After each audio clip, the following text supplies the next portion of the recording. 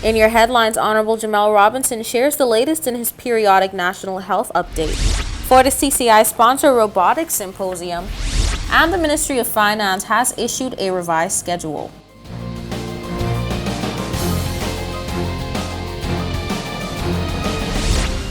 From the PTV Broadcasting Headquarters in Providenciales, your number one source for news, I'm Erica Pinales delivering the latest from across the country this Thursday, February 24th, 2022, right to your door.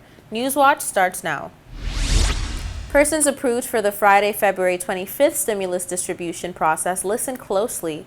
The Ministry of Finance has issued a revised schedule which omits Friday, the first date of collection. Newswatch has the details. Officials have postponed the first stimulus payout from tomorrow, Friday, February 25th, to March 3rd. Applicants who were approved by February 14th will now receive their $500 checks just 5 days after the previously scheduled date. Officials say they are still in the process of approving applications and encourage applicants to continue to make checks to the email addresses submitted for approval confirmations and requested information, as well as to check junk and spam mail for overlooked correspondences. The new distribution schedule is as follows. Applicants approved by February 14th will be paid on March 3rd. Applicants approved by February 21st will be paid by March 7th, and applicants approved by February 28th will be paid on March 11th. It is unclear whether officials plan to release an approval reference number list, as was done in the past. To date, no word has been given. The inflation stimulus grant was provided as a means of assisting households with various everyday expenses like schooling, medical, and utility expenses, just to name a few. The Coastal Resources Unit say they're still investigating the matter at a Leeward Community beach access that came under scrutiny last week. Take a look. The Department of Environment and Coastal Resources is investigating the circumstances under which an illegal structure was erected to block the Pelican Beach access in the Leeward community. In a statement issued on Wednesday, February 23rd, the DECR states that along with officers from the Physical Planning Department, they were able to remove an unauthorized obstruction from access to one of the beaches in Leeward, Providenciales. They say they are conducting further investigations into the persons responsible for this illegal obstruction. The department also advises that in accordance with the Beach and Coastal Vending Ordinance 2021, all resorts, vendors, stakeholders, and the general public should adhere to the regulations to avoid prosecution. The law states, quote, erecting any permanent or temporary structure on a beach or coastal area without written permission from the director, or leaving equipment, materials, or other belongings on a beach or coastal area unattended without written permission from the director is a failure to comply with the Beach and Coastal Vending Ordinance and may result in a penalty of up to $1,000. End quote. The move comes about a week after some residents took matters into their own hands and attempted, with some success, to remove 2 of the 3 poles recently erected at the Leeward Beach access. This led to a confrontation and a viral video, which sparked public outrage. When Newswatch visited the beach access today, all of the poles were removed, and the public now has unfettered access to the public beach. Newswatch will continue to monitor the situation. For PTV Newswatch, I'm Delana Iles. Don't go anywhere, more Newswatch when we return.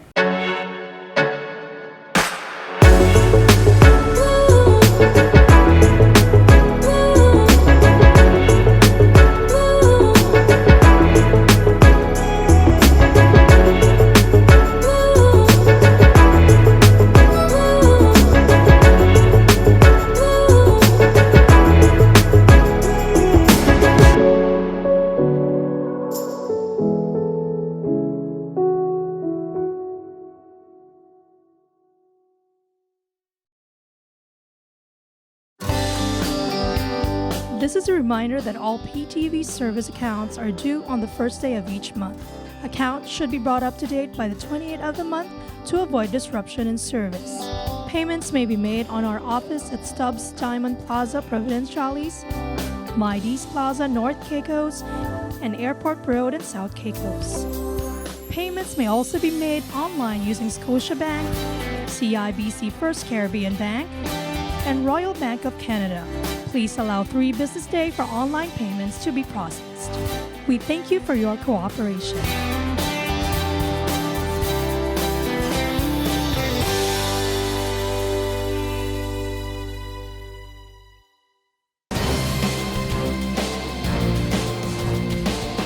Welcome back to Newswatch. Just days after delivering a summary of his year in review, Minister of Health Honorable Jamel Robinson shares the latest in his periodic National Health Update. Here's the latest. The TCI's COVID-19 dashboard as of Wednesday, February 23rd, stood at 21 active cases, a big and encouraging dip from January's numbers. Minister of Health Honorable Jamel Robinson says the TCI shows true resilience in its fight against COVID-19 after getting through a 4th surge of the spread earlier this year. Currently, our 28-day positivity rate is at 3.1% from a high of over 40% positivity rate.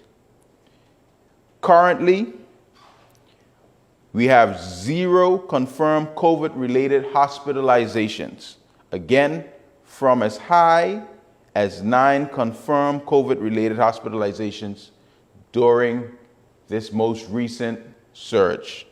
As a result of the good news, face masks, while still mandated indoors, are now recommended during outdoor activities in close proximity to unfamiliar persons. Cabinet has also approved the following amendments to health protocol of positive cases. If you are asymptomatic or have mild symptoms and you test positive, going forward, you will be able to get essentially a doctor's note, and they will reassess you after 3 days. But if you have severe symptoms, you will follow the COVID-19 quarantine protocols as currently stated. Also to take effect as of Monday, February 28th. Churches and religious places of worship will be increased to 100% of their approved capacity. Restaurants, bars, nightclubs, or discotheques will be increased to 100% of their approved capacity. Weddings and funerals will be increased to 100% of their approved capacity. The Ministry of Health says that the COVID-19 dashboard will be released on a weekly basis as opposed to the current process of daily dissemination. The Fortis TCI-sponsored Robotics Symposium was held on Saturday, February 5th, 2022 at the Math Lab, a local education and training facility in Providenciales. The event seemingly registered over a dozen participants who designed, built, and coded robots under the guidance of a U.S.-based robotics engineer and computer scientist. Participants were excited to venture into an existing STEM area that provides hands-on and mind-on lessons. Fortis TCI professedly provided the students with complimentary gift bags, certificates of participation, and made the event possible as the program sponsor. Director of Corporate Communications, Brand Development, and Marketing, Nakira John Durham, gave opening remarks on behalf of Fortis TCI President and CEO Ruth Forbes.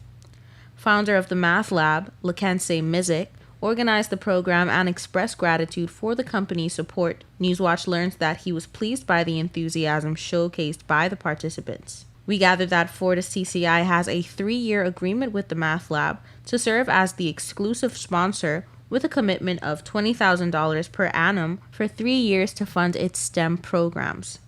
Other programs include an annual Easter coding program, speed math competitions, STEM summer program, a second robotics symposium, STEM after-school skills development program, and tutoring assistant program in math and science. The Math Lab was founded in 2019, and Fortis TCI has supported the STEM summer program for the past 2 years. Don't touch that remote, we'll be right back. Coming up next is your weather forecast. This is a reminder that all PTV service accounts are due on the first day of each month. Accounts should be brought up to date by the 28th of the month to avoid disruption in service. Payments may be made on our office at Stubbs Diamond Plaza, Providenciales, Mides Plaza, North Caicos, and Airport Road in South Caicos. Payments may also be made online using Scotiabank, CIBC First Caribbean Bank, and Royal Bank of Canada. Please allow 3 business days for online payments to be processed. We thank you for your cooperation.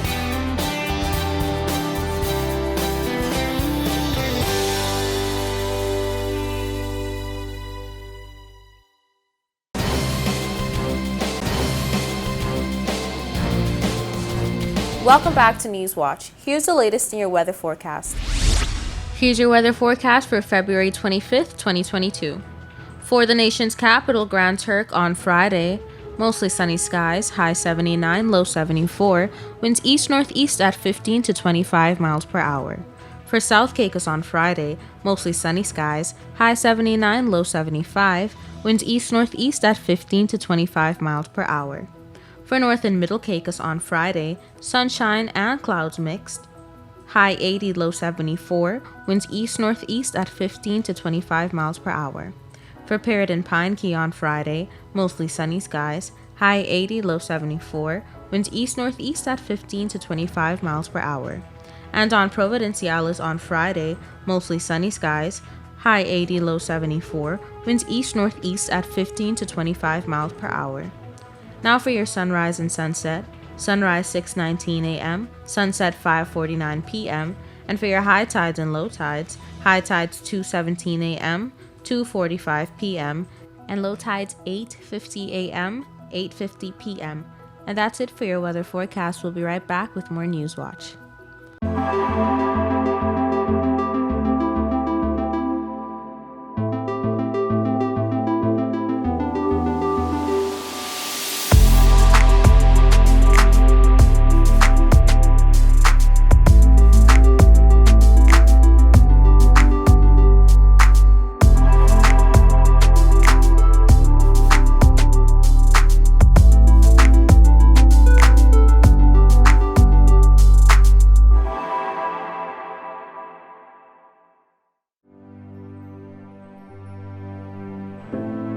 Here at People's Television, we're more than just your leading news and entertainment services. We are spreading the gospel.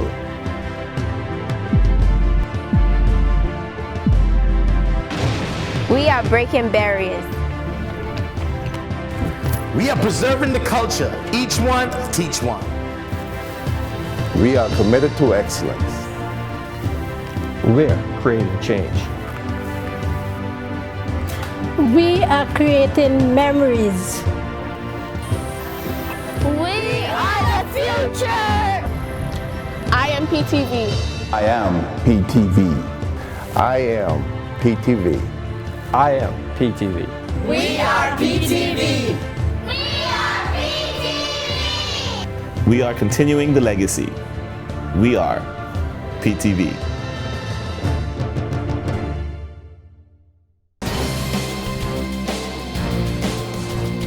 Welcome back to Newswatch. In world news, Russian forces have launched a major military assault on Ukraine, with reports of missile strikes and explosions in major cities.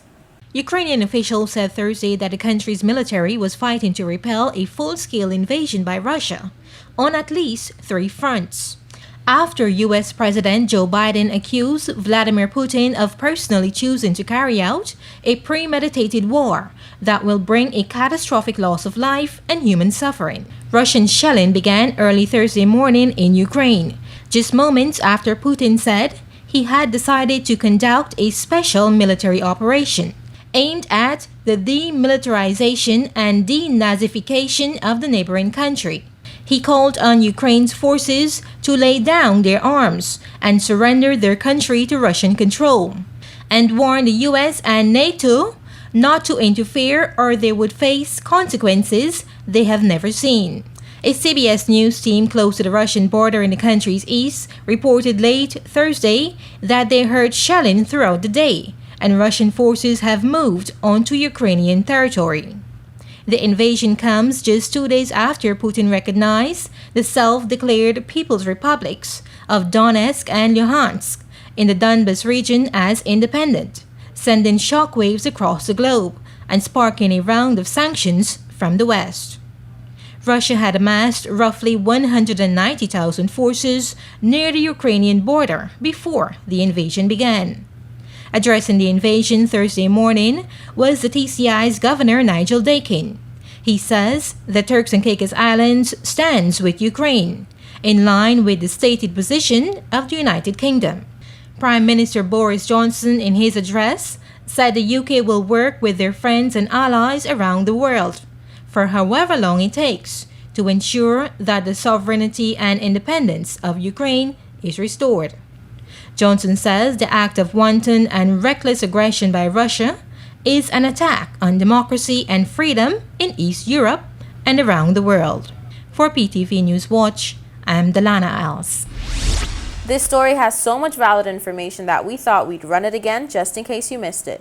Asked to reveal the success habits that brought him where he is today in his career, Drexwell Seymour admits that it's been a long, bumpy journey to reach to this point. I think my primary success habit is consistency. I think you have to be consistent whatever you do. You just shouldn't do something now and then do something later. Whatever you do, be consistent. I find that to be a very, very successful habit for me. And another successful habit for me, I just keep persevering. You just can't give up. So those are my main successes. And also, I should add, doing something that I enjoy. I think you'll be successful if you are doing something. Of course, you can be successful. You're not enjoying things, but you get greater success when you're doing something that you enjoy. He explained that the confidence he has today is the result of conquering a series of personal challenges, a battle he was fighting with himself each and every day until finally now he has overcome. It's been difficult. It's been difficult many years ago, pushing through my worst times. But now that I know my purpose in life, I'm able to push forward because I know I have a purpose in life. And I think that's the key. We need to know our purpose in life, what we're here for. And you need to know that you are somebody that you have a greater purpose in what you're going through, and so that pushed me through. And anything I have, any worst thing I have, I don't look at it as something worse. I look at it as an opportunity. He revealed that he found his life's purpose several years ago through writing, and since then, that purpose birthed his motivational book, Rise Up and Take Your Position. I found my purpose about 4 years ago, and when I started writing. And then I realized the impact it was having on people, the influence, because my purpose that I discovered is to influence, to inspire, and to encourage. And so when I started writing and starting realizing the impact I had on people, then I realized, wait a minute, that's my purpose. And that's how I discovered, really. And then I started the YouTube channel, and I see the impact it was having on people's lives. And I realized this has to be my purpose. While Seymour considers the release of his book to be one of his biggest achievements, he said that if he hadn't chosen this career path, he would have enjoyed being a teacher or even a counselor. Probably teaching. I always wanted to be a teacher too, I probably want to explore teaching, and I probably would also want to explore counseling. I think a lot of people need counsel. A lot of people need advice. A lot of people are struggling. They don't have anyone to talk to. I'm someone who's trustworthy, and I think I wouldn't mind exploring that. He explained that throughout the years, his definition of success has changed, realizing that true success to him is achieving inner happiness and fulfilling your purpose. You know what I thought success was? I thought it was, many years ago, I thought it was once you have enough money, you're doing well financially, I thought that was success. And then as time goes by, I wasn't happy. Even though he was making money, I wasn't happy. And I realized success is not about making money. It's about fulfilling your purpose in life. It's about doing the things that you enjoy. And that, to me, is a success. Some people measure success differently, though. Some people measure success by getting a degree, a college degree. Some people measure success by the job they want. But I measure success by enjoying what I do. Being candid about the first time he experienced failure, Drexwell, the lucky recipient of a scholarship he was granted when attending the former Pearson High, said that while in college, failing his first exam was when he felt the feeling of failure for the first time. My first failure, I think, was in college when I failed my first exam. I thought I was going to lose my mind. I thought I was going to lose my scholarship, and I almost gave up. And then when I talked to the professor that day, I realized I could have answered those questions, but because I was so used to regurgitating stuff coming from Turks and Caicos where you memorize things, I wasn't applying anything, thinking about it. And so that was a failure for me, but I was able to turn around after realizing it's not as you think it is. Even the failure about me, even for myself, I felt I don't like myself, really. I think that's a failure, not loving yourself, and I think people should love themselves. And you feel like it's not worth living for, and you go into the point of depression. But now I've overcome that, and so I'm good. He revealed that although overcoming the deep-rooted inferiority complex was not an easy process, if he didn't have his loving wife by his side to aid him in building his confidence, he would have not overcome that. It took a while. I think the support of my family, particularly my wife, and then waking up, I think after so many years, realizing, wait a minute, Drexel, you are somebody, you know, you have to tell yourself how important you are. And I think that took me a very long time, but eventually I reached that point in my life where I was able to build confidence, knowing who I am. He imparted earnestly that his biggest motivation and supporters are his family. Probably my family, my biggest motivation. Oh, they're definitely my biggest supporters. I think it's my family, because everything I do is for them. So I would think my family is my biggest motivation. Having grown from his past failures, Seymour assures that failures are opportunities and should always be seen as learning experiences. It's okay to have failures. And I know no one in life deliberately goes out there to fail. But whatever, even if you experience failure, it's okay. Some of the most successful people in the world experience failures. And so failures are, as I wrote in my book, failures are opportunities. So when I look at failures, I don't look at failures as failures. I look at it as opportunities. I mean, what can I learn from this? I think anything we do and we fail in something, or things didn't go the way we wanted it to go, what is the learning experience? There's a message in that failure, and we have to learn from it, and it'll make you be a better person. And hopefully you won't make the same mistake twice. But sometimes we do. But if it's okay if you do, you just keep being successful. He admitted that in the past, if he had known what he did now, the advice he would give to his younger self would be to just have confidence. I'm 52 now. And if the things I know now that I knew before, I would tell myself to be confident. I lack confidence. I was very shy. I thought little of myself. If I knew what I knew now, I would just walk in authority and just be confident, knowing that no matter how I look, no matter my background, no matter what people say about me, that I will continue to do what I'm supposed to do. And I believe everybody should have that philosophy. Finally, Seymour revealed that what he is most grateful for in his success journey is that he has valiantly found his purpose before outliving his life. I'm grateful for the fact that, that I didn't die empty. I'm still alive, and I'm able to pursue the purpose that God has given me. A lot of people have died and not pursuing their purpose. So I'm grateful for that I'm able to finally realize my purpose in life and being able to pursue it. Because there are people in their 60s, their 70s, their 80s, and still do not know their purpose. Even though it's within them, but they probably is lying dormant, they just don't do anything about it. And they end up dying without fulfilling their purpose. So I'm grateful for that. Stay tuned for more of this story on our subsequent newscast, where we speak about mental health and the importance of its awareness.